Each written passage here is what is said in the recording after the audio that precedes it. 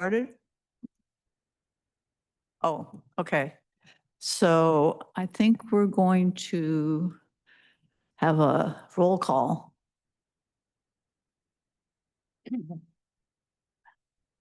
Member Barham, Present. Member Mosher, Here. Member Hood, Here. Member Davenport, Here. Member Oshley, Here. Member Dominguez, Here.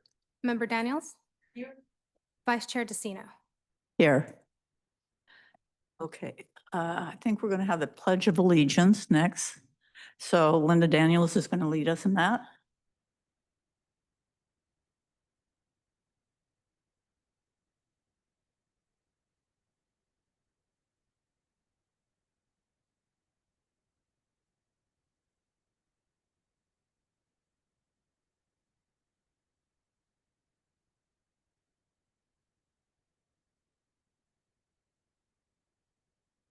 Do we have any public comment?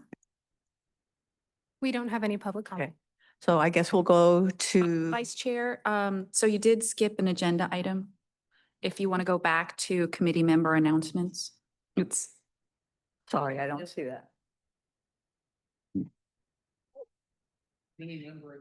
That's what I Yeah, was, so this is the Thank you. opportunity for each of the members to give Right. you I 2-minute was wondering where that announcements. was. I overlooked that. Thank you. So do any of the CAC members have anything they'd like to say? We're going to start with Tracy on the end and we'll just work our way around. Hi, everybody. Happy to be here with you. And should I just give a brief introduction since this is my first one? Okay. So I come to you with 20 years of nonprofit experience in fundraising and leadership. And I'm now working on a master's degree in engineering, sustainability, and health through USD. And that is part of how I've ended up here with you all. We do deep dives into food, water, energy, and how all of those things are connected to health and sustainability. And my intention is to shift from the fundraising side over to the programs and get my hands in it side. So I'm really happy to be here with you all. I have a special interest in justice as it impacts all of those things, energy, food, and water, and also climate action plans. And so I'm just looking forward to learning how I can best support the work of this committee. Thanks. Hi, John Moser. The only thing I had was when we had our subcommittee together, Tracy, who can't be here today because his wife's having surgery. He brought up the virtual net energy metering and the problems with it, and potentially what's coming to wipe out any subsidies. And he was wanting to get an update on that. So I'm waiting to see what happens today on that. Sorry, since I was late coming, what is it that we're doing? Introducing ourselves or giving updates or? This was requested by the CAC to be put on the agenda to give the opportunity for members to announce if there's any announcements, events coming up in your city, other points of interest for the benefit of the committee. Okay, great. Thank you. Jazz Graywall. I represent the city of Del Mar, and actually I don't have any announcements. Before we go any farther, can you just, like Jazz did, indicate what city you're from? Thanks. Joe Hood, Vista. No special comments other than what CEA is doing is really important and we need to support more and more clean energy. Roger Davenport, Oceanside. Don't have any special announcements. Nancy Oshley Vista, no announcements. Thank you. Paige DeCino, Carlsbad. I just wanted to mention that our communication subcommittee met with the staff on social media that they'll be giving a presentation today. Daniel Dominguez, Oceanside. I'm still working on trying to get a presentation to the local chapter of the Sierra Club and Calavera presentation on renewable energy certificates. I've been working with Mr. Howard in getting that done. And in fact, I thought it might be a good idea also to make a presentation maybe to this committee so they can understand how the system works for renewable energy and what part the renewable energy certificates play in the green energy electrical generation. Thank you. Your city? Oceanside. Oceanside, okay. Linda Daniels, Carlsbad. I'll be talking later about the Communications Committee that we had meetings on. We've had 2 meetings already. Okay, bye. I just have a question. We do have a quorum, never mind. Okay, thanks. All right, we'll go ahead with item 1. Mr. Wade?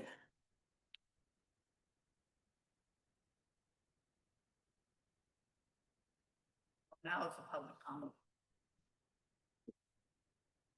There's no public comment. Okay, thank you. Sorry.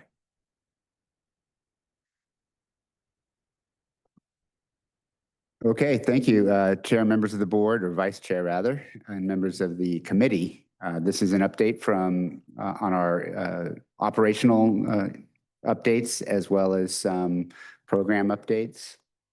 As typical, we provided here for you the update on enrollment of our various energy products by member city.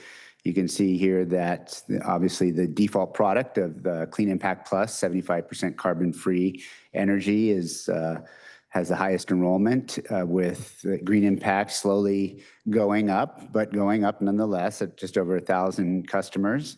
And as you can see in the bottom, we are now serving just over 254,000 customer accounts across our 7 member agencies. An update on staffing. We did complete our recruitment for 6 positions and those have all been filled. As you know, we have Anna Alarcon, who's now our clerk to the board, clerk to the CAC. We have Karen Villasenor, who's our programs analyst, Tiffany Reynolds, our key accounts analyst, Sophia Alcazar, who's energy and contracts and compliance analyst, Wu Yakubov, who's working as our energy analytics and risk manager. And most recently, this week, Amy Williams has joined us as an executive assistant office manager. Amy, if you want to stand up so people can see you.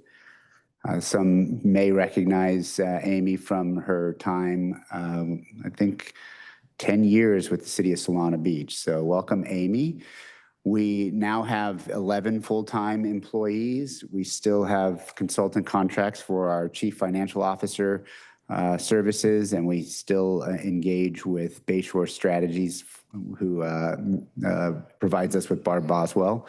And we anticipate, and the board has approved 16 full-time positions in FY26. So that'd be the addition of 5 additional employees. We're currently working with our teams within our staff to identify exactly where those needs are most prevalent. So we expect to begin recruitment on at least a couple of these before the end of this fiscal year.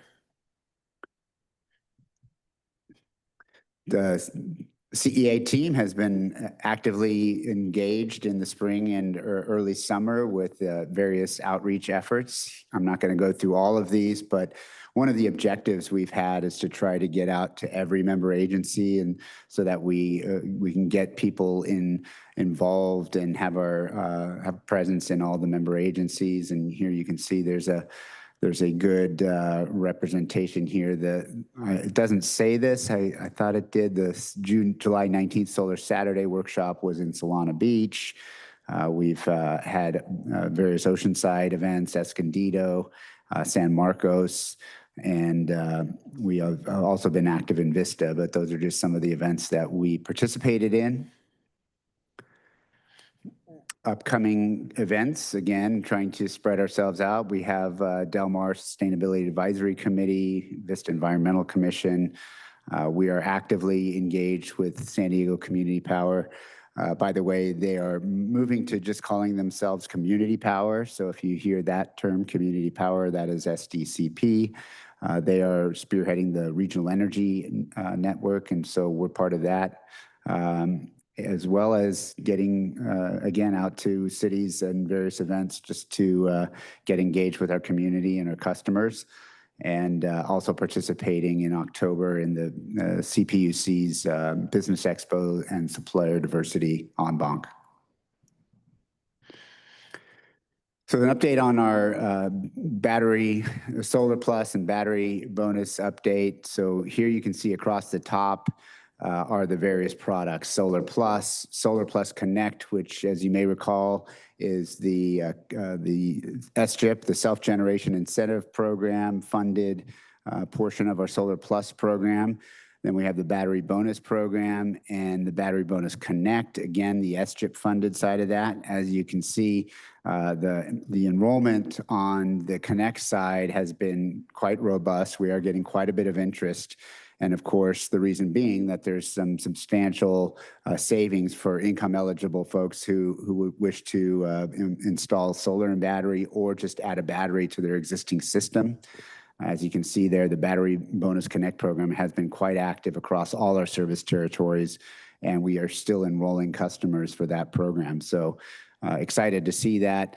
You may recall that the Battery Bonus Connect program actually provides a battery free of charge. So it's no surprise to see that that is leading in the enrollment phase where Battery Bonus has no active enrollees.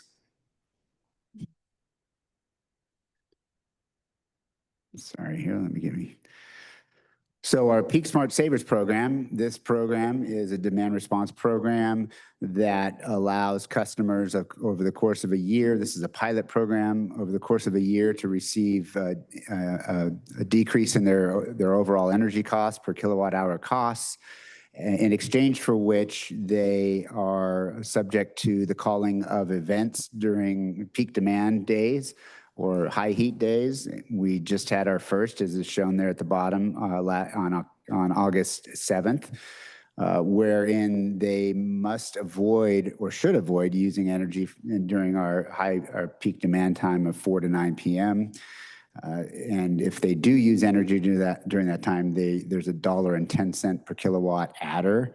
So it's an incentive to not use energy during that time. And we're, again, analyzing this data over the course of the year for this pilot program, during which time we are going to assess what their bill savings was and what it would have been otherwise had they not enrolled, to make sure that there's a positive benefit in rate savings or costs for these enrollees. So it hasn't had a lot of enrollment at this point, but we are tracking this carefully and monitoring our load data as well as our weather reports to identify when we can make those the called events. We can call 18 events in the year.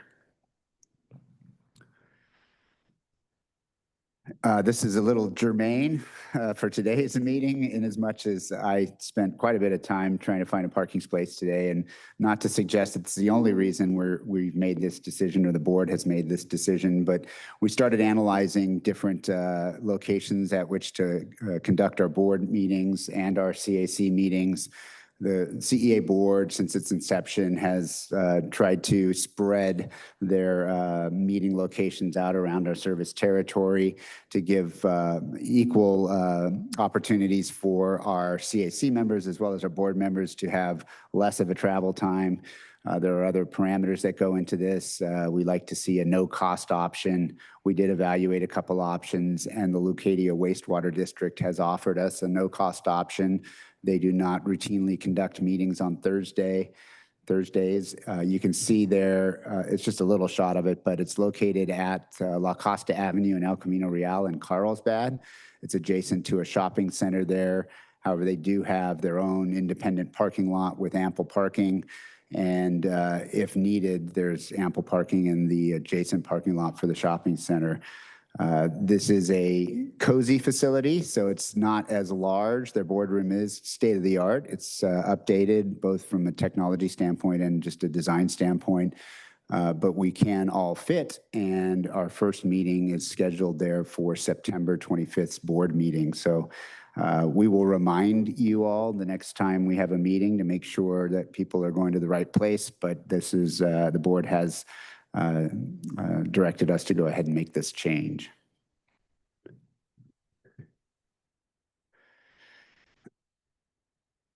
This is, I don't know what's going on with this presentation. That's not what I've got. Well, okay. These slides somehow did not get incorporated, so I'll just go ahead and report to you. There were several slides. I don't think it's news to anybody that on July 4th, the president signed the federal budget reconciliation bill, and that put into place, or in, I guess more specifically, took out of place several provisions that were provided for under the IRA 2022. So it phases out the production tax credit and investment tax credit for wind and solar projects. It also introduces what's known as prohibited foreign entities rules.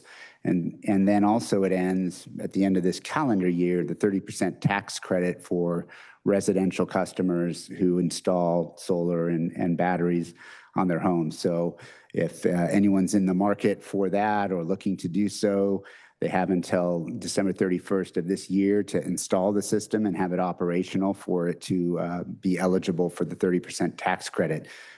Just as anecdotally, I'm one of those people. I have a system, but I have to upgrade it. And so I'm in that category of folks that is in line for that tax credit.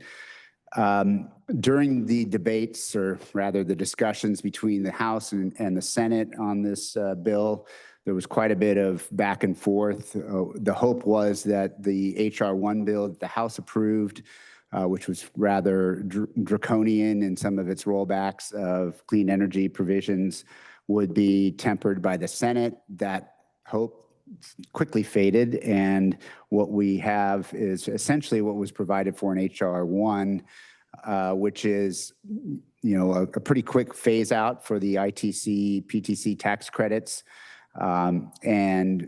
but then some compromise a little bit on what kinds of projects can be eligible for those tax credits depending on when they begin construction.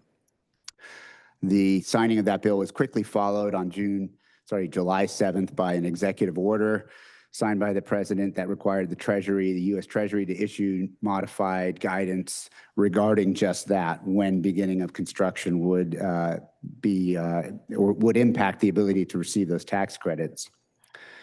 As I mentioned, the residential tax credits for typical solar customers expires at the end of this year. Third-party owned systems, that is systems that are installed and leased as a PPA construct.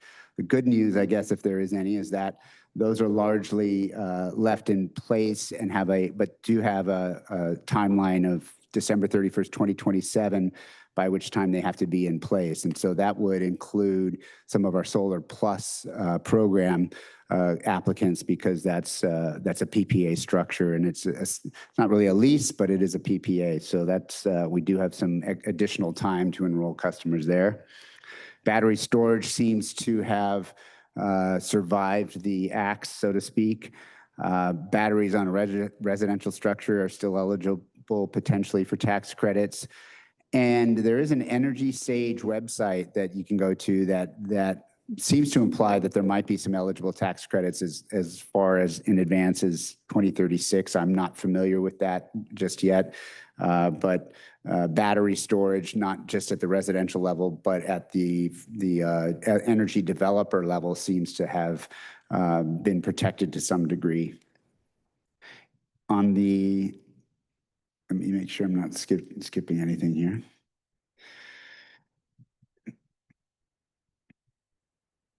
So for wind and solar facilities, wind and solar being sort of the target of the administration for their perceived unreliability, I think was some of the terminology in the act. If construction of a qualified facility begins after July 4th of 2026, and the facility must be placed in service by December 31st, 2027, in order for it to be eligible for these PTC, tax credits for the developers. If a construction of a qualified facility begins before July 4th, 2026, the placed in service deadline doesn't apply, but there are some other provisions that don't allow it to drag on for a period of time in what's referred to as the 4-year safe harbor provisions, which generally precludes people from amassing product like batteries and others and holding them until they can get in the queue for development. They also add, as I mentioned, the prohibition of foreign entities restrictions. And essentially what that means is they do not want products coming from these entities of concern, namely China, North Korea, Iran, and Russia. And there are a variety of percentage thresholds that can be met so that if a certain percentage of your equipment comes from those countries, you can still potentially qualify, but it reduces over the next several years. Essentially, this is an effort to bring manufacturing of this equipment either back to the U.S. or other neighboring trade partners. It's very difficult in as much as the state-of-the-art battery systems and equipment is largely manufactured in China. And so that's going to be a challenge moving forward. The executive order put into place some provisions, or the Treasury is going to start looking at making sure there's no sort of loopholes that developers might exercise to try to get those products without kicking in that foreign entity restriction. So we'll see how that all plays out. On the investment tax credit side, if a facility begins after July 4th, 2026, it has to be placed in service. This is the same, placed into service December 31st, 2027. And then again, before July 4th, 2026, doesn't have a restriction on when it must be placed in service, but there are standard safe harboring provisions of 4 years. Again, the prohibited foreign entities restrictions apply, and this is where the accelerated phase down does not apply to batteries or storage. So that's the good news on the batteries. And unfortunately, for that part of the tax credit, the foreign entities restriction applies to all technologies, not just to batteries. And it applies to any project construction that happens after the end of this calendar year. The thing I will say about this is we've largely procured our energy for the next calendar year, the forward year ahead. We recently, the board approved a 10-year PPA for a large amount of energy, the Darden Solar Storage Project, which comprises about 16% of our load. So that's already in the books. We had one other battery storage, energy storage project, 28 megawatts, that was approved by the board at their last meeting. So we're actively engaging with partners and counterparties to try to get as many projects under contract as we can. The downside is we're not the only one, right? So there's plenty of CCAs out there and load-serving entities that are looking for these counterparties. I wouldn't say it's a mad rush just yet, but it's certainly there's a concern about how many projects can get into this pipeline, so to speak, to be able to be eligible for those tax credits. But there's also only so many projects that can get into the Q cluster at CAISO and get in line for interconnection approval. And so there's going to be some challenges there. And in the meantime, at the regulatory level, we have the people suggesting that there be another mandatory contracting procurement requirement for load-serving entities, which isn't going to help us because the inference is we're not already trying to do that, and we need to get these projects under contract. Everybody already knows that. I don't know where that effort is going to land.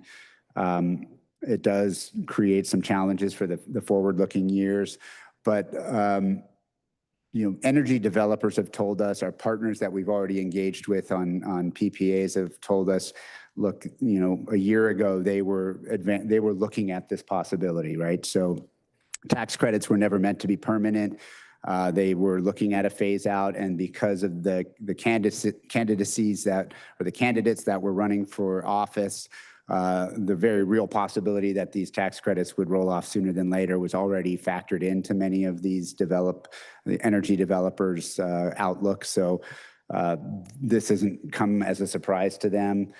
That doesn't mean that costs aren't going to go up because those tax credits are quite meaningful for those developers. So while they've planned for it, we can expect to see, energy cost impacts at the prices that we contract for, and obviously that'll trickle down to rates at some point. So we're looking still, even with those forward price markets and what we're looking at price curves, we don't anticipate a rate increase for our customers. As we mentioned, we try to limit the times we change our rates, and we just went through a rate increase.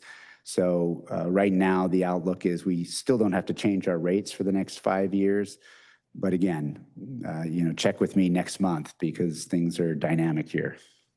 So that concludes the report. Sorry, the slides were not available. They were just bullet points anyway, but happy to answer any questions. If members have any other comments, feel free to make them. Thank you. Do we have any public comments? We do not have any public comment. Chair DeCino, we do have a request from one of our committee members to participate remotely for Just Cause. So would you like to entertain that request now? Sure. Is it It would be Dolores? Yes, Committee Okay. Member Jameson. Sure. So if we can unmute her.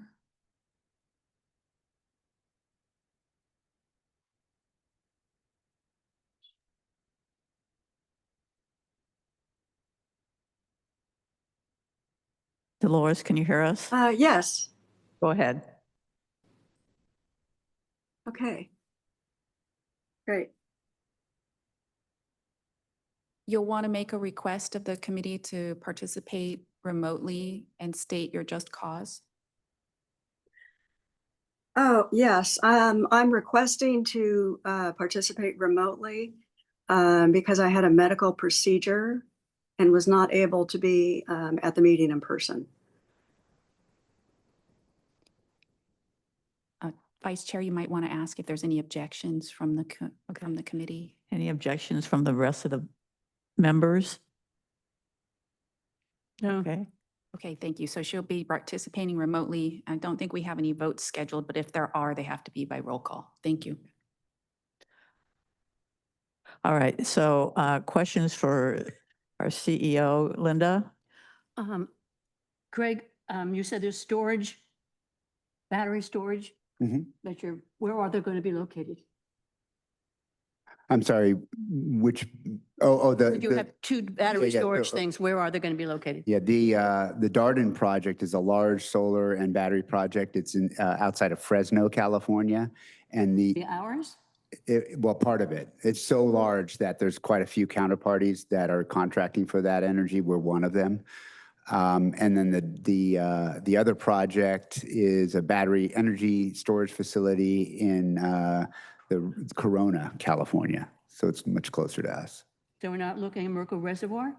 Sorry? We're not looking at anything at Merkle Reservoir? That's something that is the Carlsbad Water District is looking at, and we've been engaged with them in early conversations about it. They're still moving forward with a consultant to analyze how that might play out. That's in its sort of infancy stages, but that is something we have our eyes on, yes. Okay. And my second question is, you were talking about the Peak Smart program. I'm now on the list to get a battery. Yay, I'm excited. And part of that program is that I will allow them to use stuff from my battery. Is that what's called Peak Smart too? No, sorry, the question, just the distinction. Peak Smart is a demand response program that's separate from our battery bonus and battery bonus connect program. The battery bonus and battery bonus connect programs are the programs you're talking about that you're applying for, where the battery will be installed and in exchange for which we'll have access to it at some point to control dispatch so that we have the ability to dispatch it during peak demand times, which is likely when customers would need to use it anyway to save money. The Peak Smart Savers program is simply you enroll in the program and you have a discounted rate across the low peak times, not super low peak, but low peak or off peak times of the year.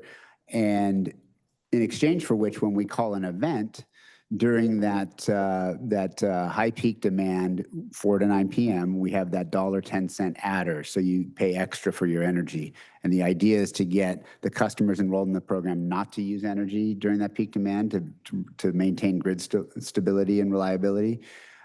In exchange for which you get a discounted rate through the balance of the year. So it's a separate program. Okay. And if I get my free battery that I'm on the list for and I've been approved for and everything, can I apply for that program? You can. Okay. Yes, you can. Okay, that was my question. Thank you. You can apply for it anyway, but you can even with the battery, yes.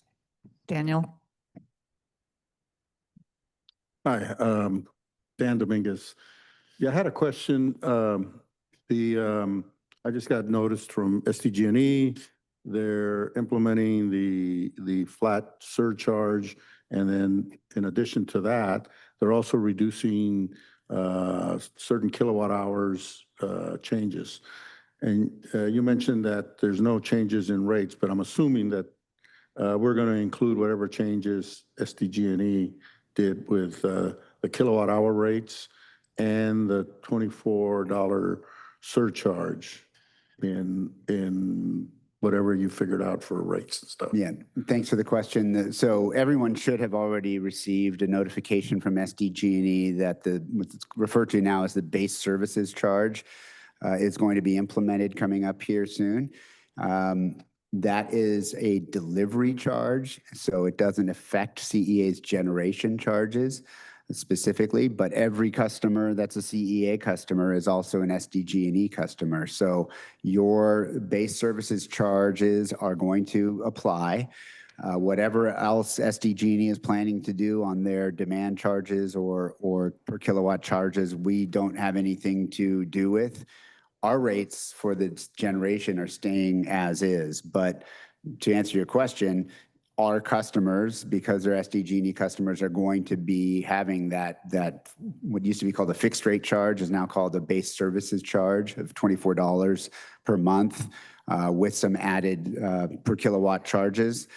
Depending on whether or not you're a care or fair customer, that base services charge is less, I think on the order of $6 per month. But those are independent. Again, those are on the delivery side of the bill. They're not generation costs. So our rates and what we charge you for the energy itself will continue to be the same. We're not increasing our rates. My understanding is they're lowering it, I want to say a nickel or something on the per kilowatt, 5 cents or something. So if CA is not lowering the rates, they're staying the same. How do they match up with SDG&E? In other words, is SDG&E all of a sudden going to be cheaper on the per kilowatt hour than our rates? Well, again, for CEA customers, the generation is provided by us. The product, the energy itself, the delivery charges are provided by SDG&E. If you're an SDG, so what we tend to do is we compare our rates to SDG&E's delivery charges plus their generation charges for a bundled customer. For example, if you opted out of CEA, you also pay generation charges from SDG&E. So we compare our rates to those generation costs. The delivery costs are we consider a fixed cost provided by SDG&E. And so there's really not going to be a material change based on anything that we're doing for your energy. The fixed charges will be the same for you, a CEA customer, as they would be for a bundled customer, a customer who opted out of CEA. And the CEA charges for CEA customers are going to stay the same for the generation costs. And by the way, when this was built into AB 205, sort of surreptitiously slipped in here to go to this fixed charge. CCAs, Cal CCA were not supportive of that fixed charge. But lo and behold, it happened. The PUC approved it. There were estimates that depending on where you live, there could be cost savings for a customer over the course of a year or a month. But if you were in, for example, a coastal area, you might see a slightly higher charge because it really benefited those areas where there were higher demand, because that fixed charge would stay flat. You'd have that small percent charge for demand charges and what have you, delivery charges.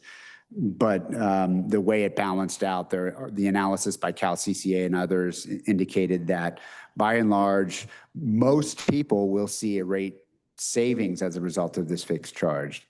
But that remains to be seen. We're not sure how it's all going to play out. Hopefully I'm making that clear, but basically CEA costs, the CEA customers will pay the same fixed delivery charges that every other bundled customer would pay. Yeah, but what is I heard what you asked. You asked whether we're going to be competitive with SDG&E as far as. Yes, I think if I understood Mr. Wade, he said that we're going to pay, or the CEA customers are going to pay the electrical rate, which is the per kilowatt hour, not the infrastructure charge. Oh, you'll still be paid for the infrastructure charges. Yeah, those charges, the base. Oh, yes, but the infrastructure charge, everybody's going to pay for it because it's going to be paid through SDG&E. Right. However, as part of that bill, what they did was they basically separated the infrastructure charge into a separate piece at the $24. And then to incentivize people to use electricity, they lowered the kilowatt per hour rate electrical usage rate. Generation. Yeah, the generation rate. And how do we compare with that? So yeah, again, the base services charge only applies to delivery, not to generation. Okay. So that 5 cent per kilowatt hour only applies to your delivery charges, not generation. Okay. And so again, we don't know how it's going to play out cost comparative wise. I will say we just published our rate comparison, and you're encouraged to go to our website, which has, if under the rates tab, joint rate comparison, it was just published, and you'll notice that the last 12-month analysis shows us paying less than SDG&E on average for most of our rate classes, including the TOU DR1 rate class, which most residential customers are enrolled in. It's about almost $2, $1.70 per month less than SDG&E on average. How that plays out when we do our next joint rate comparison remains to be seen. I think we may have to do one. I think the statute is that after within 60 days following a rate change, and I believe this would qualify as one, a joint rate comparison has to be done again. So we'll see how it plays out and what the cost comparisons look like then. So the solar customers are probably going to suffer the most, right? Potentially, Yeah. potentially. Okay, I have more questions, but I'm going to move along the line. Nancy, did you have a quick? Joe? I'd just like to make an observation that this morning, Carbon Brief, the British climate and energy magazine or journal, published a 150-page report taking apart our administration's misstatements and false statements. And it's quite extraordinary. And, you know, it doesn't going to change anything in terms of our prices, but it's interesting to reflect on the erroneous information that's out there that we're making decisions on. Not good for our climate. Anybody else over here have questions? Okay, I have a question for you then, Greg. I'm wondering if your summary of the effect of the budget bill or your comments on it could be summarized for us, and whether or not there's the will to share this with our customers so they understand the impact that trying to get cleaner energy is having by the federal government. Yeah, thank you for the question. The challenge I think that we'd have is the most immediate impact that we see that I think people know about is the roll off of the residential tax credit, which is, you know, if you wanted to get energy efficiency, and it's not just solar and battery, it's the federal tax credits for, say, heat pump water heater, those types of energy, clean energy tax credits. Those are the most directly impactful to our customers. I think what might be harder to quantify are the production tax credit and the investment tax credits, which are largely taken advantage of by energy developers who build these facilities and seek these tax credits to make them more affordable to develop. Those tax credit roll-offs, and when they do happen, are going to increase the cost at which we contract for those resources. How that then translates into costs for our customers is an undeterminable sort of impact at this point because we just don't know. That could also be dictated by where energy development in California goes. You know, for example, there's a state Senate Bill 540 that's been seeking to create a larger Western-wide energy market that some groups are concerned about because that would bring in a lot of states that don't have the same aspirational and actual long-term renewable goals that California has. But what it will do is open up trading avenues and counterparty avenues for energy that could substantially reduce costs to our projects over time at the contractual level. So there could be some counterbalance to this tax credit roll off. In answer to your question, it would be I think it would be difficult to convey these tax credit impacts at this point to anybody other than to say, if you have an interest in solar and battery, get an application in and get somebody on board to help you with it by the end of the year, because those are going away. You know, but again, I appreciate the comment because yeah, we'd love to be able to tell everybody what exactly the impacts of the bill will be, and we just don't know at this point other than it's going to be more expensive for these project developers to develop their projects. Some may choose not to. And so it could have an impact both on the availability of the resources and the cost of the resources. And of course, if some developers choose not to enter the market and build their project, that'll drive up costs because the availability, you know, it's a demand supply question. So I think what we're looking at in the near term is some sort of stability on costs with the potential for the out years in 2 or 3 years for costs to escalate at our costs we contract for, and then shortly thereafter could impact rates. I guess my question is how do our customers become informed about the potential impacts, whether or not we can tell them directly, you know, the tax credits are going away by I don't think most of them are that informed on the clean energy side of federal policy. So anyway. Well, I appreciate that. And we can think about that. You know, there are educational opportunities and there are opportunities for us to engage with our customers, and we can look at ways to simplify the information and get it out to our customers so that they're aware that these things are going on. Paige, is it possible for me to make a comment? Yes, go ahead, Okay. Dolores. Yeah, one of the things I was wondering is maybe to the extent that when we can really kind of clearly and more definitively answer some of the questions that a lot of people have about what's going away and how are we being impacted by Trump and, you know, EPA actions, all of that. Could we maybe expand on the FAQ? Maybe have a new section on the FAQ, and that that could be helpful for people, because so many people don't, they're just sort of confused.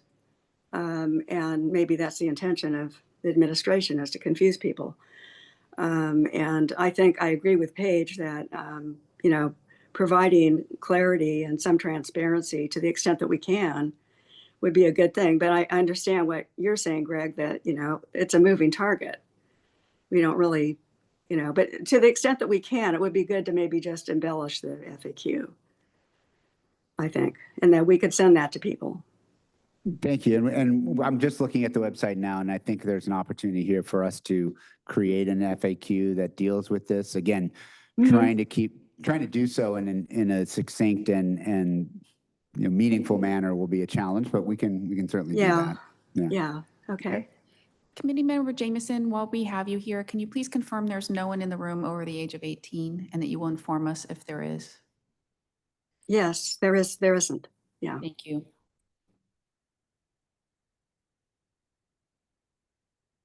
Okay, if there's no more questions or anything, we'll go on to item number 2.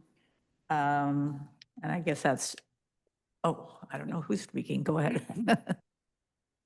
Yeah, thank you. The next 2 items will be covered by our Key Accounts Programs Manager, Caitlin McGee, and I'll turn it over to Caitlin.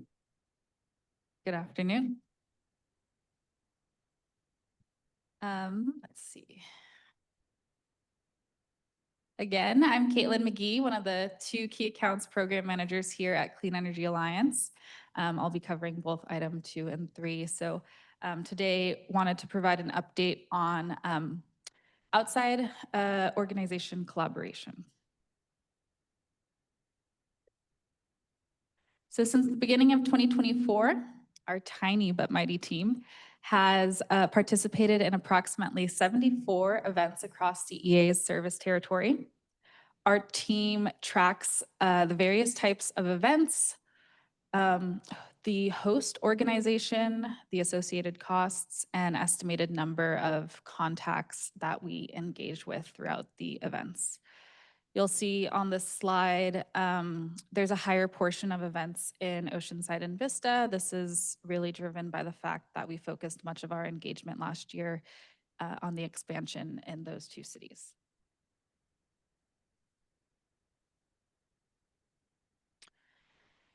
Both in 2024 and 2025, we have sponsored several organizations and events, in addition to ongoing presentations and boothing. This is only a snapshot of some of the events and organizations we have sponsored, totaling over $44,000 over the past 2 years. This also includes events that we have on the calendar or sponsorships that we've entered into for 2025. And then just this past weekend, our staff was at the Boys and Girls Club Flapjacks for Backpacks event in San Marcos, where over 600 meals were served, 550 backpacks and school supplies were provided to local youth. So thank you, Anna and Tiffany, for being there. And Karen. CEA also hosts quarterly meetings with our member agencies' staff. This often includes the sustainability staff or folks from Fleet Public Works. In these meetings, we provide program updates, participation rates, and then just kind of use it as an open forum for collaboration and a way to be informed in upcoming events in those cities. And then also through these meetings, we get requests from staff to present at many of their committees or commission meetings. Listed here on this slide are just a few that we've participated in this past year. In the next month, we'll also be at the Sustainability Advisory Committee in Del Mar, and then again at the Environmental Commission in Vista, providing program updates. In addition to these presentations, we're often at Chamber of Commerce engagements all across our service territory. So here's just a list of examples and a few that we attend. We've also been working on increasing our engagement with community-based organizations and truly building those partnerships. We also try to attend several regular meetings that these organizations host. For example, San Diego Farm Bureau, although it represents the county as a whole, we see great engagement there with some of our ag customers. And then we've also launched the Solar Plus referral program with Participate Energy. This is really to increase awareness of the Solar Plus program. So we distributed information on this program to more than 30 local CBOs. Each CBO is given a referral code, and customers who sign up for the program using the referral code, then that information gets passed back to Participate Energy, and when that system is installed, Participate Energy donates $500 back to the CBO per each system installed under the program using that referral code.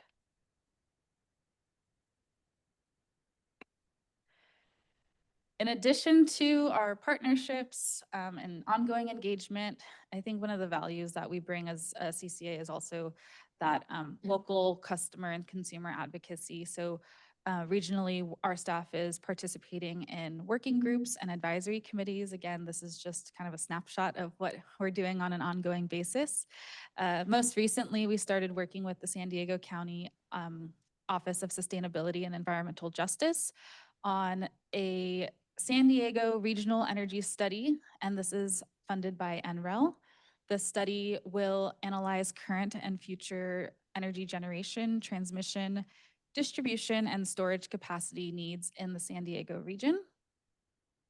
And then also for the past year, we've been participating in SANDAG's Climate Action Working Group, serving as a sector advisor on electricity, commercial and residential buildings. And then this update in the Climate Action Plan was funded through EPA, an EPA grant that was awarded to 80 metro regions and 46 states throughout the country. So with that, I'll take questions, discussion. Thank you. Do we have any speakers? We don't have any speakers. Okay. Any questions or comments, Joe? Thank you. I had two questions. What is the process if we want to invite you to come and do a presentation for us? For us being, in this case, that I'm thinking of is the North County Climate Change Alliance. Is someone able to speak comfortably for 45 minutes and then answer questions and so forth? And also possibly the North County group of the Sierra Club. So what would be the process? Absolutely. And so we also look to you for recommendations on events to participate in as in addition to our member agencies staff. So you could reach out to Anna to make that request, or myself and Rob, and we'll work on coordinating that. Okay. And the other question is, are there any identifiable or measurable results from the presentations that you've been doing? Yeah, and I think this slide is very helpful here. So 74 events in really a little over a year and a half. And keeping in mind, our team was about 6 full-time staff up until just a few months ago. And so what we have here is, what I think is helpful is the number of contacts there. So this is a rough estimate of how many people we talked to and had meaningful conversation with. So about 3,000 across our service territory. And then that last column there, just to kind of put it into context, we've displayed this as a percentage of our customer accounts. So you'll see, using Carlsbad as an example, about 15% of our events were in Carlsbad over the last year and a half, but 17% of our engagement and good conversation happened there. Thank you. Any other questions or comments on this item? Yeah, I just have a follow-up. Yeah, in terms of the value added of all those outreach kind of presentation efforts, a lot of them are tabling kind of events or not, well, besides, you know, the member cities where you've, you know, gone to, committee meetings and made presentations. But there are big events where you've had, where CEA's had a presence, like in terms of like an outreach table, or it varies. Maybe it's all across the board. Yes, so it Okay. does vary. I would say the majority of our engagement are boothing events. Mhm. And we can go back and get those specific numbers. We track the type of each event, including if it's just, you know, our presence and attendance, sponsorship, and then boothing as well. So we can get those detailed numbers, but I'd say it's a good mix with the majority being. Mhm. Okay. Yeah. Well, one of the things I was wondering about is just uh, how effective or helpful these have been in terms of getting customers to opt up to 100% green. And also, we did do the community needs survey, presented the results back in April to the board, I believe. One of the great points of data that we got from that survey is how high brand awareness or knowledge of the clean energy name is. So at least being familiar with the name. Yeah. I think it's about 75% that came back in that community needs survey. I can get you the exact number. Also, the full report is attached to the April board agenda as well. So I think from our staff's perspective, we've found a lot of value in tabling. I personally have been surprised how many folks are familiar with Clean Energy Alliance, excited to talk about solar, and then excitement about our swag, especially of our solar whistles. And then we just released these very cute coloring books. Oh, You know, that's great. To your question about how successful we've been in getting folks to opt up to the Green Impact, you know, I know that's been a subject of this committee and a subcommittee. And as we know, it can be challenging. I will say Yeah. that one of the first events I attended, the first person who came up to our table opted up. So I was happy to say that in my first hour of doing one of these events, we had 100% opt-up rate. But over time, those are, I have to say, few and far between. But we also, speaking of the swag, what we started off early doing was having sort of some of our better items available to those. Hey, if you want to opt up to Green Impact, here's a nice water bottle, you know. And we moved away from that at some point, mostly because of inventory. But we're constantly trying to get folks to opt up and talk about Green Impact, because it's really not a major cost impact for most people, I would say. But No. Yeah. whether we could probably track that or start to track it a little better. But you know, I think what we've talked about over the last year and a half since I've been here is really focusing on sort of the bigger bang for the buck and getting our member agencies to opt up. And thank you, Carlsbad, for having just done so, and other agencies like the school district and City of Vista and those kinds of things where we get sizable opt-ups. Yeah. No, that's great. Well, no, I'm sure all this outreach is very, very helpful. Yeah. So it's a lot of work. Okay, thanks, Caitlin. You want to go on to item 3? So item 3, social media marketing feedback.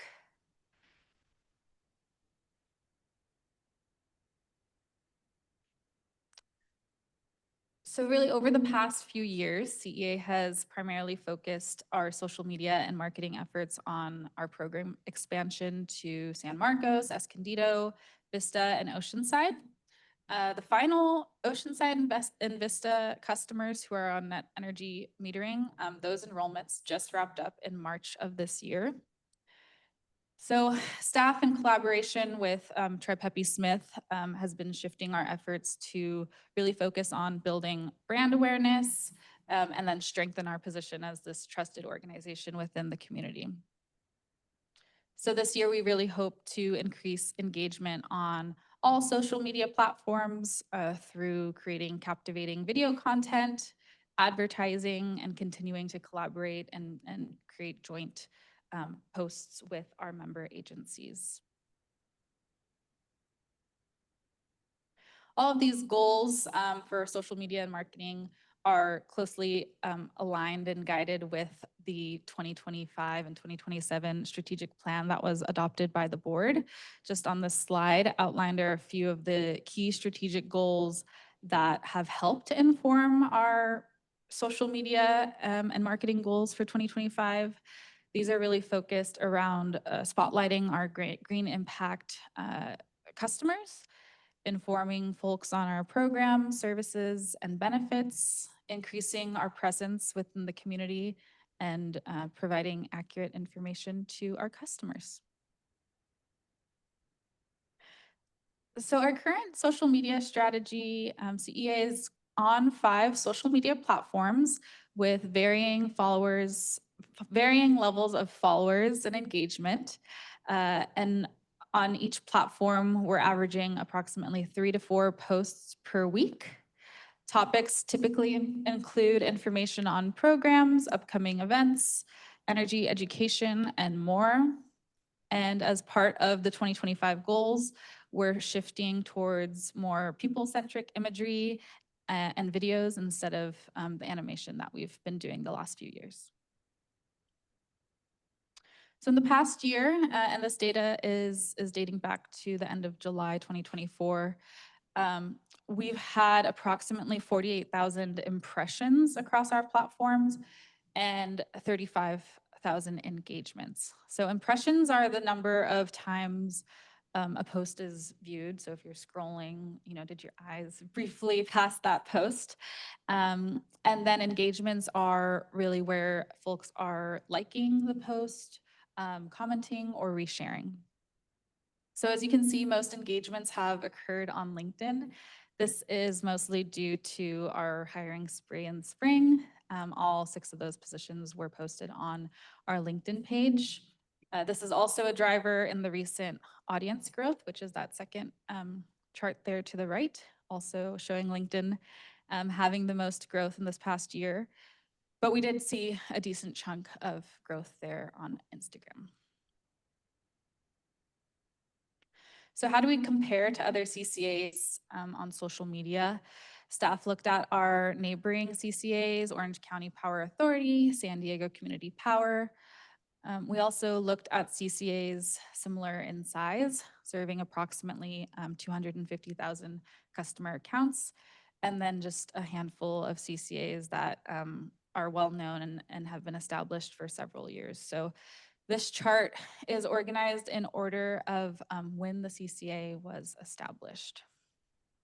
So overall, we found Instagram and LinkedIn followers across CCA is pretty low, and those columns with percentages are the percent of followers, the followers as a percent of the customer count for each CCA. So for example, using us as a example, we have 250,000 customers, and we took the number of followers and used that as a percentage. So on average, we're finding CCAs have between 500 and 2,000 Instagram followers, and a lot of other CCAs are posting kind of that people-centric video imagery and posting about many of the frequently asked questions.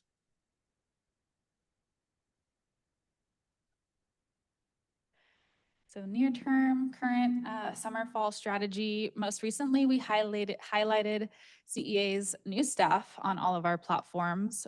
We've also really been focused on promoting the income qualified program Solar Plus Connect and Battery Bonus Connect. I'm very excited about this upcoming Tiny Mike series, where staff will be working over the next few months to kind of create these man on the street style videos with our board CAC members and staff. And then we've also been trying to increase photography and at our events and posting that on social media just to share where we've been.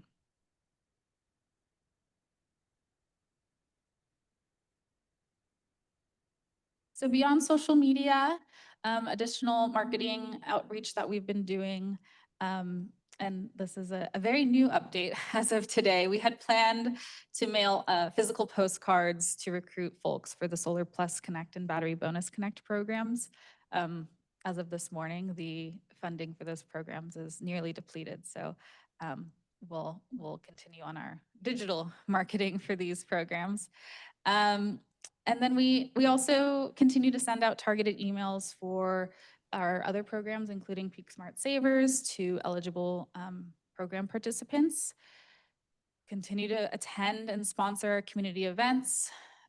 Take the time to build those relationships with our CBOs, and always distributing press releases on any news within CEA or partnerships, and then seeking out podcast opportunities. And then lastly, with the addition of our new key accounts analyst, Tiffany Reynolds, we began the early planning of a key accounts program. So although this isn't marketing and social media focused, this will really support brand awareness and us as a trusted partner in the community. So this program will be a tool, right, to not only identify our largest customers, but also those key accounts that are influential and can help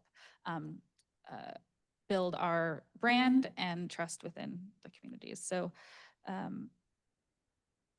there will be more to come on that. Questions, discussions? Oh, wait. Yeah, Hold on. Wait, Paige? just a minute, Dolores. Okay. Do we have any public speaker comments? We don't have any public speakers. Okay. Sorry. Okay, go ahead, Dolores. Yeah, I just wanted to say that we established, a few months back, we established a subcommittee on social media and marketing and communications.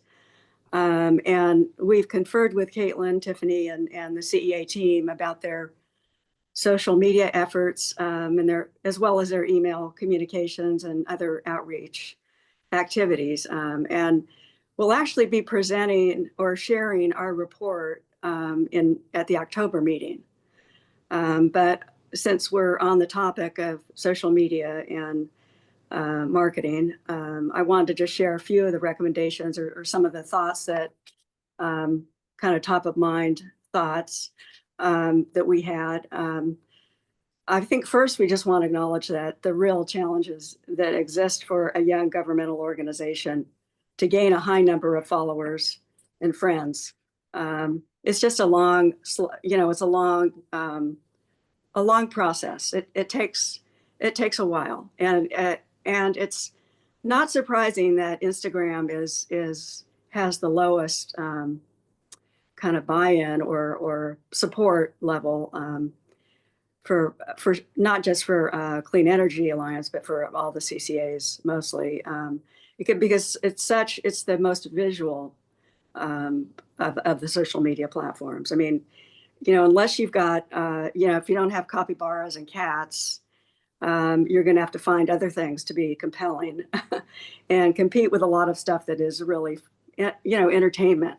It's a much more entertainment oriented site, I think. But so I think that, having said that, it's really the right, you all, I think, are going in the right direction by developing, more kind of human-centric images and, the difference in posting something that has an image of a person is, you'll get 10 likes, and then if you have a person there, or a cute animal, even more, but you'll have twice as many likes, and So I think going in that direction of developing more video content, YouTube is really the most popular.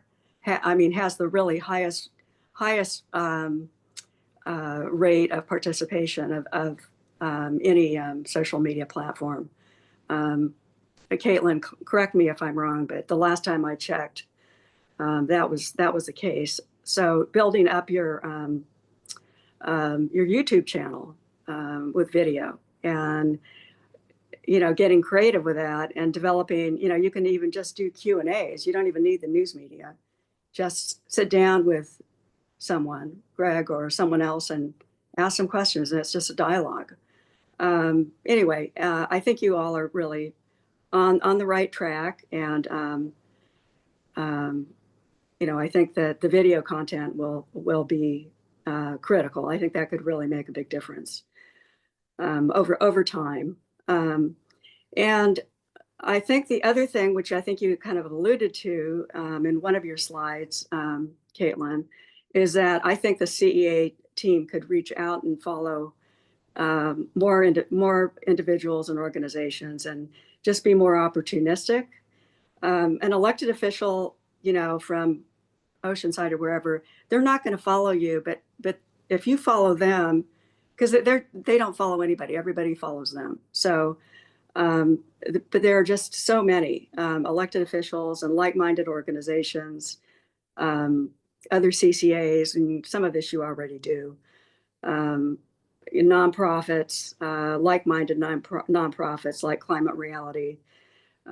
Anyway, there's a long list, and we can provide specifics if that's desirable. So I just wanted to, let me see here.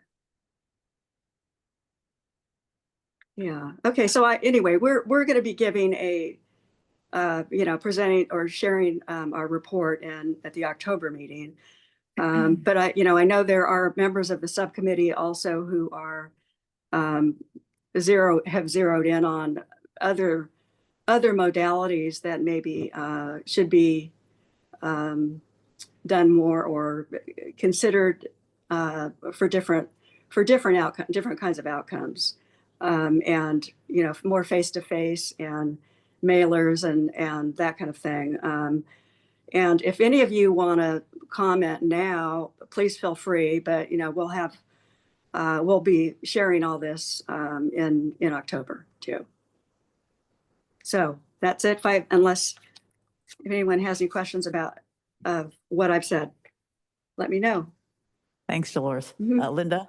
Yeah, I'm on the subcommittee, and as a past sales rep, worked in sales for 28 years, I find that face-to-face communication with people is really the best way to explain and have a rapport with them and answer their questions, because a lot of people say, oh, CCE, so we don't care, they don't understand it. I was at a meeting this morning, there were 20 people there, it was Indivisible 41, and we were writing postcards. And while we're writing postcards, I said, I know there are a couple people here from Encinitas, so you don't have to listen to me, but anybody else here that's from Vista and Oceanside and Carlsbad, what I'd like to tell you about is this wonderful program we have. And so I explained to them about our Battery Plus and our other program. And then I explained to them how great it would be if they would opt up to Green Impact. And I said, it costs a couple of dollars more a month and you're getting 100% clean energy. And they all had no idea that we even had that program. And 5 of them there said immediately, what do I do? I said, I gave them the, website, and I said, or call them up. Just call up to CEA, numbers on the bottom of your bill, and tell them you want to opt up. It'll make a difference in our community and our environment. And so I'm talking to a lot of people who are like-minded, because we all do care about the environment, most of us who are Democrats.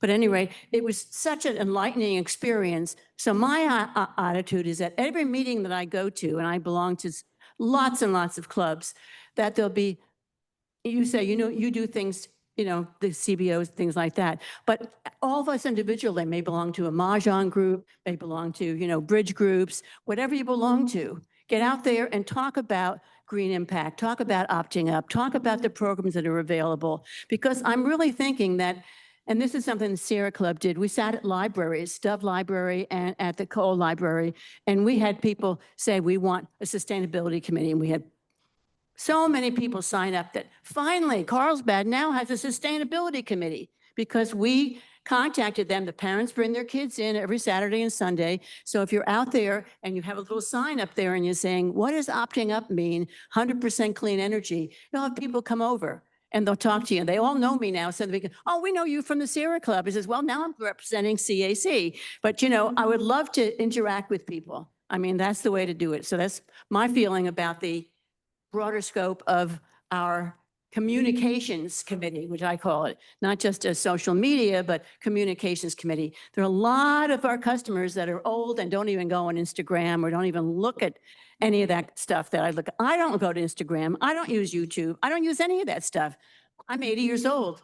I'm glad I even go on Facebook every once in a while, you know? So if we have a lot of customers that are older, they don't even go to those mediums. So that's what I have today. Bye. Jazz? Hi, so I'm on the subcommittee as well, and there are two comments that I'd like to make about the presentation. If you can go to the screen where you're talking about what the content's going to be for the videos. I think it's one more. Right here, the video content. And who, you know, you've said you're going to introduce the board members, you're going to, you know, talk about the staff, talk about the programs. I think it's very important to really talk about not just general programs, but how does CEA work? Just the basics. That's to me more important than a board member talking about, you know, why they serve on the board or who they are.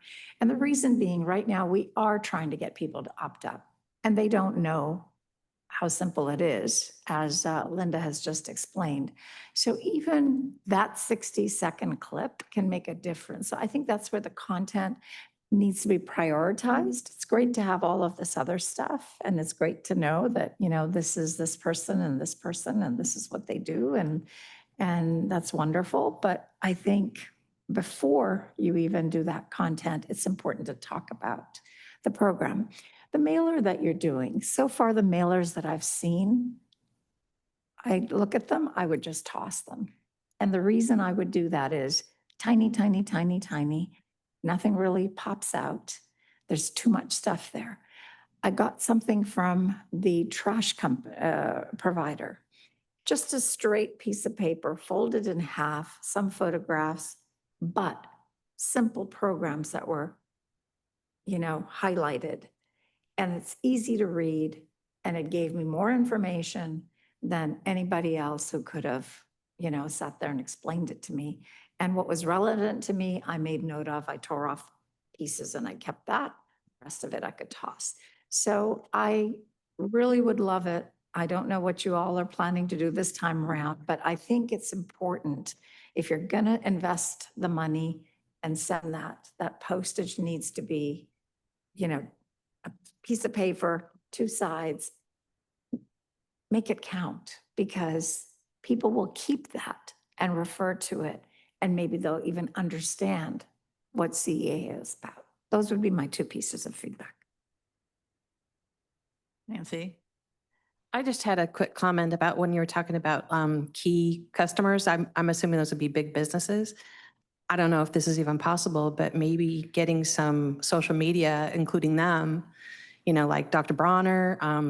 In Vista, there's actually a cat cafe. I don't know if they've 100% opted up, but if they did, wouldn't it be fun to do a video from them explaining how it all works with cats running all over the place, you know? So there are a lot of really nice businesses that we could maybe collaborate with to do more fun, visually popping kinds of posts.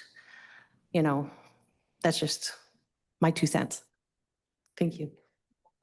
And plugging Vista, of course. Great points of clarification, because that is the intention with our Tiny Mic series with the board, CAC, and staff. It's not just to highlight I'm a board member and this is why I support CEA. It's really to have different faces talk about CEA, how it works, our frequently asked questions, but then also bringing in some of these technical experts like folks from our procurement team to kind of break down the easy peasy way to talk about PCIA and resource adequacy. So, and then engaging our green impact champions. So definitely on the same wavelength here. Okay, Tracy? Thank you for this presentation. I had a question for you. When you were talking about the mailer for the Connect programs and you said the funding was depleted, were you saying that the marketing funding was depleted or the program itself funding? So both programs are funded through a state program called Self-Generation Incentive Program, or SGIP. Our area, SDG&E's service territory really, had an allocation of $19 million to provide solar or battery storage systems to income qualifying customers. These are folks who are either at 80% of the area median income or below, or participating in the low income discount programs like CareFair. So it's the funding for this region that has been depleted. So we started at 19 million. Last night was 2 million, and this morning we woke up to 300,000. So it started to move quickly. And that funding was released, I believe, the first or second week of June. It was kind of a slow start, and then the last week we really saw it take off. So customers will still have the opportunity to kind of join a wait list, but the guarantee to that funding, that window is becoming very small.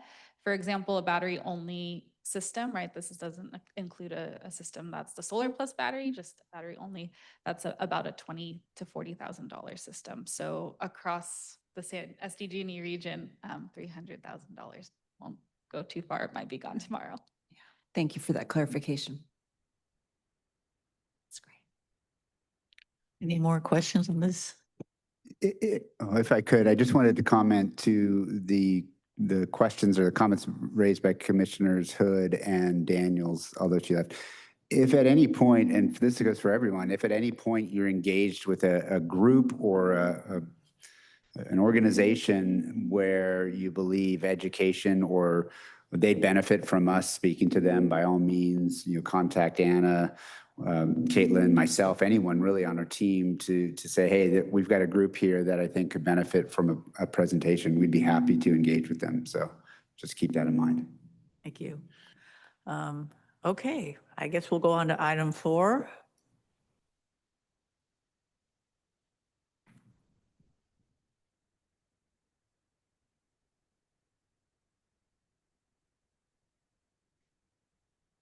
Thank you, Chair, members of the committee. This is your work plan discussion, and we've, over the last couple meetings, had talks about ad hoc CAC subcommittee formations. This, as a reminder, is the work plan that you have for today, or for this year. And today, as you can see here, we've got the August 14th meeting where we've just received an update on organization collaboration and our social media marketing feedback. And so this is really an open discussion.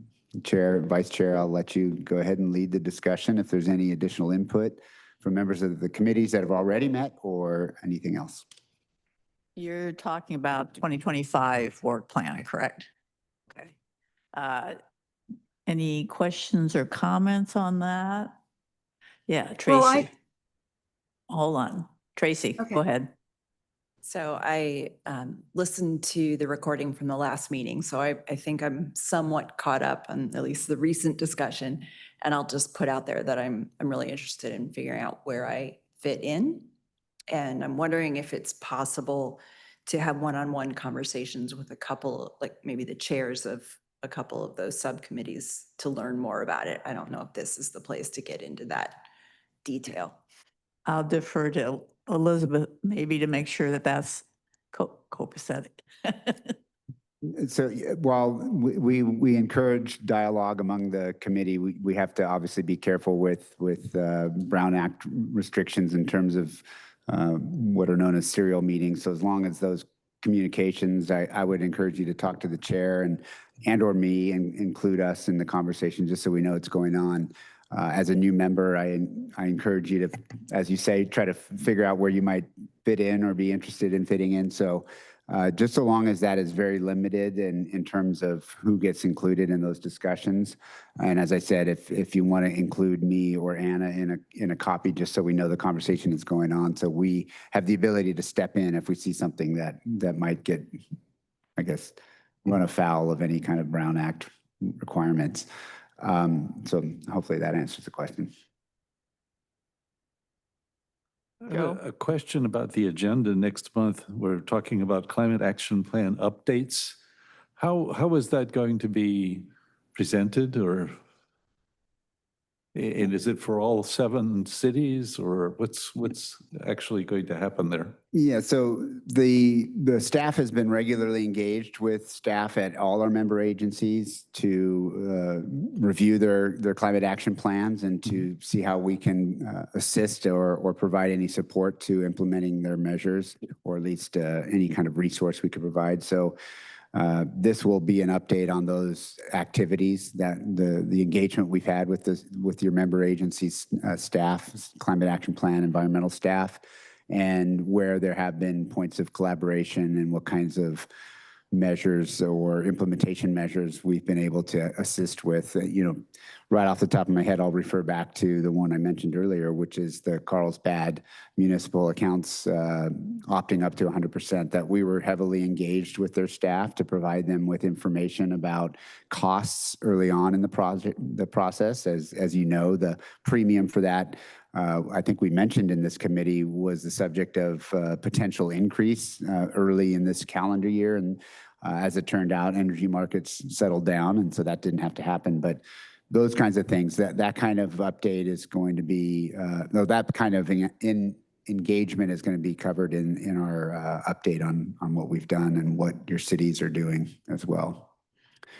I think this will be a good opportunity for you guys to understand, from our perspective, how the climate action plans are being implemented in the member agencies. So are you looking for input from like the different representatives from different cities, their perspective on the climate action plans? Really, it's an open discussion. I think our interest is in just reporting what is there, what we've done, what kind of engagement we've had with your various member city staffs, and however you choose to engage is encouraged. I mean, if there are certain measures that you think might rise to the top, I mean, we can certainly impart to our member agency staff what was said in this meeting. But there's also the ability for you as a citizen of your city to engage with those council members or staff departments that actually do this work. We're deeply involved in analysis of the caps for all cities in the county.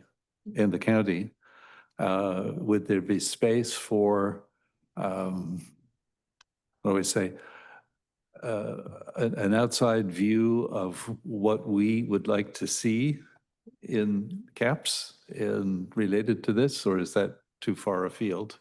We don't know that that's too far afield. I'm not sure who we is. You mentioned 2 groups you're involved with earlier. Is it? Well, specifically in this case, the Sierra Club. Sierra Club, yeah, that's what I felt. But I think there are 2, the most effective way for you to go about that is a direct communication with your member city, or the city in which, or all the cities. I don't know that our analysis or our update is going to get in. I can only assume that what your analysis or your involvement is a little bit more involved than what we're doing, in terms of we're not assessing effectiveness or judging or grading, if you will, the cities in their efforts to implement their climate action plans. We're merely engaging with the staff, seeing what their priorities as directed by council are, and whether there's any programs that we're running that they can be made aware of to help both of us achieve our objectives. So it's, again, your question is, yes, I think those member agencies could benefit from your input. I'm not sure, that we necessarily say that, and not having the benefit of knowing exactly what that in-depth analysis you're providing for the Sierra Club or conducting. Without knowing that, it's hard to really assess, but we're open to your input. As a member of that agency here at this committee, you have some unique insight to what those climate action plans say and what measures might best be pursued. So to the extent that they align with what we're trying to do, then by all means, we'd be interested in hearing your input. Thank you. Any, Roger? Paige, Oh, okay. yeah, I wanted to Oh, talk. go ahead, Dolores. Yeah, so, sorry, Roger. I'll be quick. So I guess I just assumed that, and I don't think there are any other subcommittees, although there may be, but as the chair of the social media marketing communications one, that I just had assumed that our last meeting is October and that we would be sharing our report at that meeting. And so if I'm mistaken and you prefer that we, share that in some other way, or there's going to be a December meeting, let me just, we need to know that, I think. Yeah, so that is the objective for this meeting. The first item, the achievements, the 2025 work and 2026 Okay. work plan suggestions. Okay. That is, you've got that right. All right. Okay, Roger. Yeah, I was thinking that we were going to add to our agenda something about having ad hoc committee presentations at our meetings, just so that people could be up to date on what each of the committees is doing. So I know that, the DER subcommittee that we've had has had a meeting and we've had some results that, we could share, but I don't know if this is an appropriate time to do that. So it's too late because it's not on today's agenda, but that is on the agenda for October. But in terms of the action, the potential discussion today as it relates to next time, I think one of the things as a new committee that I've seen a little bit of a struggle with is how do you form committees and get the work done in tandem with the work plan. And I think the October meeting is the perfect opportunity for you to do that because you get to start again. So in October, you'll be presenting what you did in 2025, each of your subcommittees. And you'll also be coming forward and telling us to give to the board your suggestions for the 2026 work plan. And once the board approves your 2026 work plan, you're going to come back and form new subcommittees to work on your work plan. So to the extent that there were things that you wanted to do this year that you didn't get to do, the October meeting would be a chance for you to come forward and say, we want this on our 2026 work plan. So that way you're coming back at your meeting after the approval saying, okay, it got on our work plan, so we want to form a subcommittee to do that. Where last year there weren't really suggestions that matched, right? So it was a little disconnect. So hopefully that helps.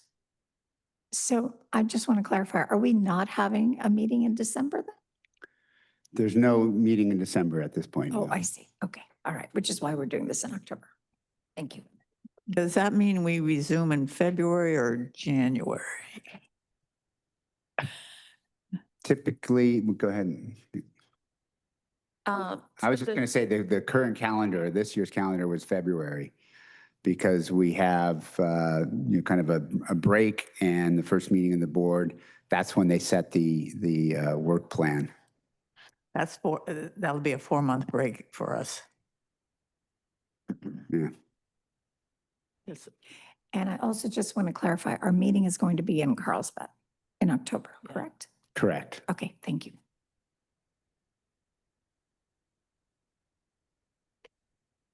Okay, any more comments or questions on item 4? Joe? I'm going to be nasty for just a moment, so pardon me, but gosh, we would really like to have an impact. We've had some discussions. We're prepared to make a presentation now, and having a few minutes in October as being our only output for this year just doesn't seem like it's giving us, how would I say, giving our input enough attention, and then having a 4-month break just doesn't feel right either. So pardon me if I'm being pushy here, but we really would like to have more of a voice than, 10 minutes in October.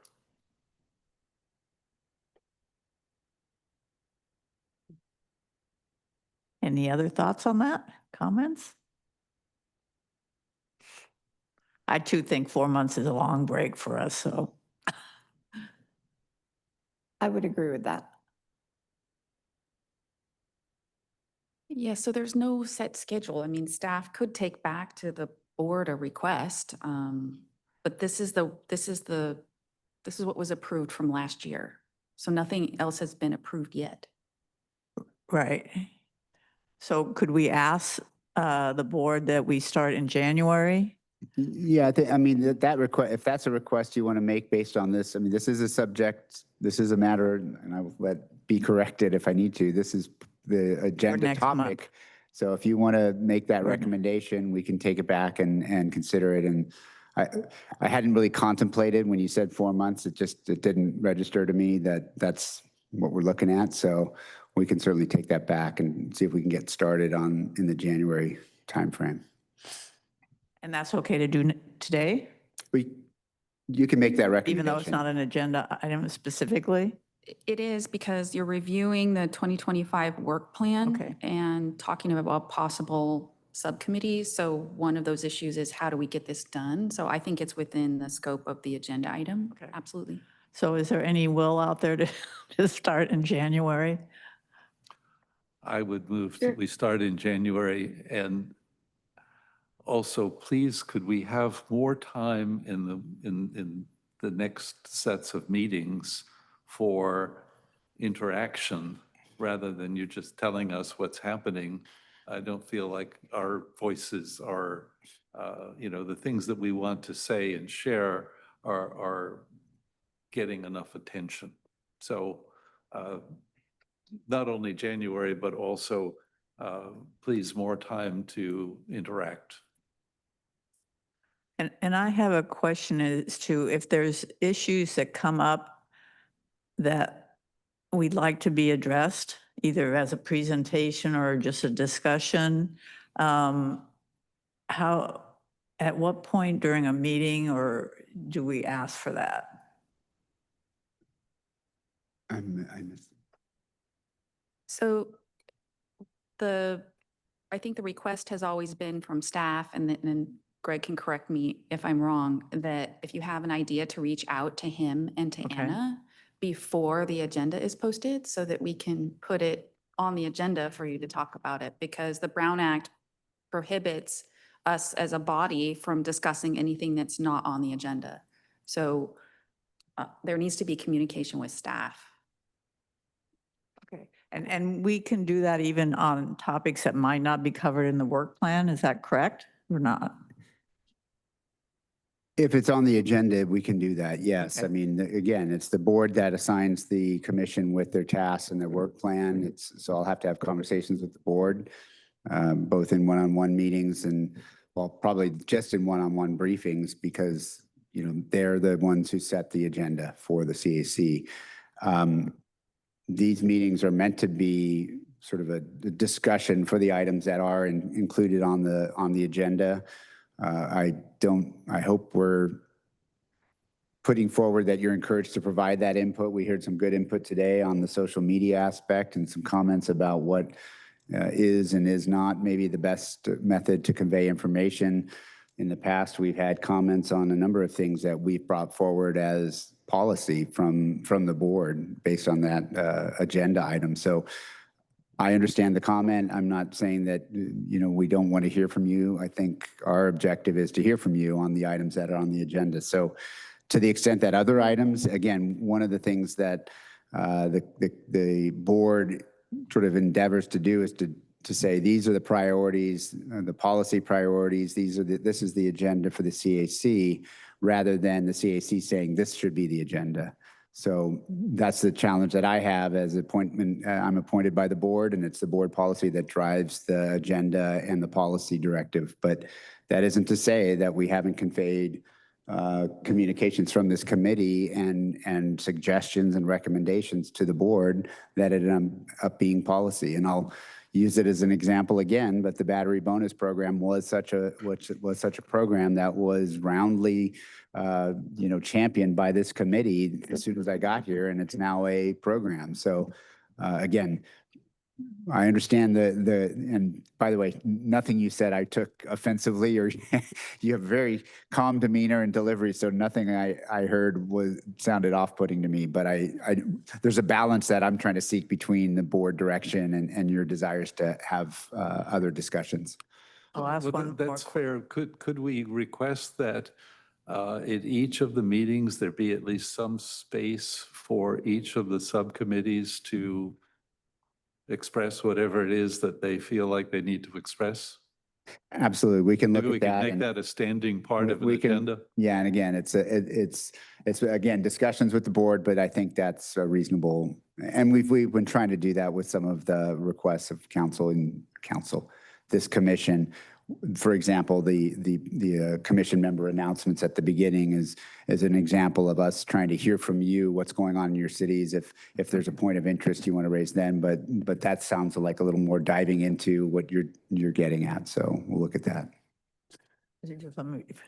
So I'm just wondering, at that point where we have time at the beginning of the meeting with comments from us, would that be an appropriate time to be more transparent about what we're requesting for agenda items, or would it be better to just contact you directly? I think contacting me directly, Okay. first and foremost. I think what I'd like to do is hear from you, is if you have something that we can align with the policy directives that we've been given from the board. I think that would be the way to go. And look, I'm not interested in saying no to you. I think the interest I have is making sure that we're in alignment with what the board is expecting us to do. Okay, Dan? Yeah, just a fast comment is, well, not a fast comment, but just a comment is, the agenda needs to be posted. The Brown Act requires, I think, 72 hours, if I remember correctly. And I chair one of the commissions for the city of Oceanside. And that commission functions via an ordinance, and everything is dictated on the ordinance. And the way I look at this is, the board is basically setting the topics, not so much the agenda, just the topics of whatever this committee needs to do. And as chair, my commission, the ordinance sets basically the topics, and then the chair sets the agenda within those topics, working with the staff to make sure that they can address in this case, the topics. So it's kind of, somebody needs to grab the bull by the horns. The chair needs to work with staff, maybe set the agenda and say, hey, this is the topic we need to do, and this is how we're going to address the topic. And when I first took over the commission, it was staff doing most of the stuff. I said, why is staff doing this, right? We know what we're supposed to do. So I always ask my fellow commissioners, what do you want to see on the agenda? And at the end of a meeting, I usually ask for recommendations. What do you want to see on the agenda? And then I work with staff to do the agenda. You do this at a public meeting at the end for discussion, so that it's all out in the public and not subject to any kind of violation of the Brown Act. So that's just my comment. We heard a lot of discussion, but really it's incumbent on this committee to actually jump in the driver's seat and start doing something within, what you want to do, all within the scope of whatever the board is setting for the topics, because they're not setting the individual minute by minute agenda. They're setting, these are the topics that we want you to work on. I just wanted to make a follow-up comment. I'll be brief. As I think that also people should remember that they should feel free to talk to the council members who are on the board that represent their cities, and have a dialogue. Be sure to have an open dialogue with them, because they're setting the, as has been mentioned by several people already, they're setting the agenda and we're advisory. So it's not like a free slate, open slate for us. We're advisory, and I don't know about the subcommittee reports. I remember at one time we did do that. We had an item on almost every agenda just for subcommittee updates as desired. But, and I don't know how many subcommittees we have right now, but I would think that's not a difficult task. Can I just ask Anna, can you review, since we are doing reports next meeting, the subcommittees that you have on record? That we make sure we're lined up?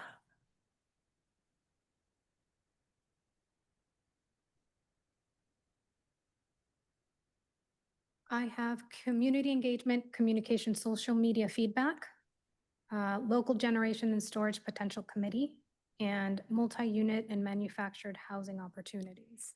Okay. And everybody knows who's on which of those subcommittees? Okay, just be forewarned. Okay, any other comments, questions, the staff? Okay, well then I guess we're adjourned. Thank you. Thank you, everybody. All right.